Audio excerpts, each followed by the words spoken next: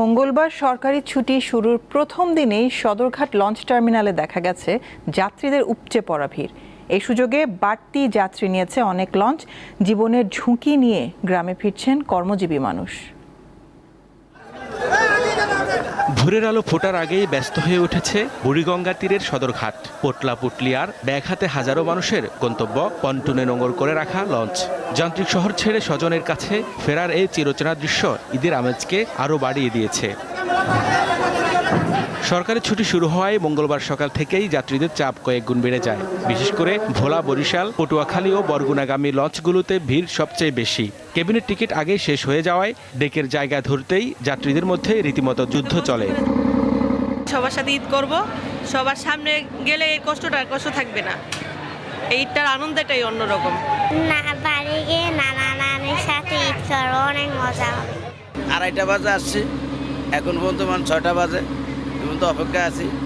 Survey আমরা চলে যাবো। ঈদে বাড়িতে যাইতেছি, এটা তো কষ্ট হইলো, কষ্টের ভিতরেও কষ্ট লাগতেছে না, খুব ভালো লাগতেছে। যাত্রীদের এই বিপুল চাপের সুযোগ নিচ্ছেন অনেক লঞ্চ মালিক। জীবনের ঝুঁকি নিয়ে লঞ্চের ছাদেও অবস্থান নিতে দেখা গেছে যাত্রীদের।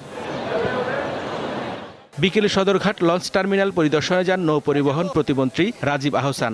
গণমাধ্যমকে তিনি জানান, নৌপথে বাড়তি ভাড়া নেয়ার কোনো অভিযোগ নেই। ঈদ যাত্রায় লঞ্চের নির্ধারিত ভাড়া থেকে 10% কমিয়েছে সরকার। জাহাজ মালিকদের সাথে আলোচনা সাপেক্ষে 10% ভাড়া কমানো হয়েছে এবং সেই ভাড়াটি প্রত্যেকটি জাহাজের সামনে টানিয়ে দেওয়া হয়েছে। আমরা প্রত্যেকটি জাহাজ চেক করছি, যেটিকে আমরা ফিটনেসের আওতার বাইরে পাবো সেটিকে আমরা ছাড়তে দেব না।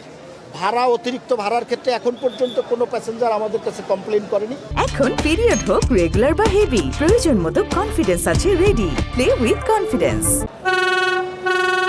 যে কোনো ধরনের অপ্রীতিকর ঘটনা এড়াতে টার্মিনাল এলাকায় মোতায়েন করা হয়েছে র্যাব, পুলিশ ও কোস্ট গার্ড। ঈদযাত্রা নির্বিঘ্ন করতে মোবাইল কোর্টের তৎপরতাও বাড়ানো হয়েছে। সদরঘাটের প্রতিটি পন্টুনে এখন তিল ধারণের জায়গা নেই। শৃঙ্খলা ফেরাতে বিআইডব্লিউটিও আইন শৃঙ্খলা রক্ষাকারী বাহিনী তৎপর থাকলেও উপচে পড়া ভিড়ের কাছে নিয়ম যেন বারবার হার মানছে। তবে সব ভোগান্তি ছাপিয়ে এই ভিড় আসলে প্রিয়জনের কাছে ফেরার এক দীর্ঘ প্রতীক্ষার অবসান।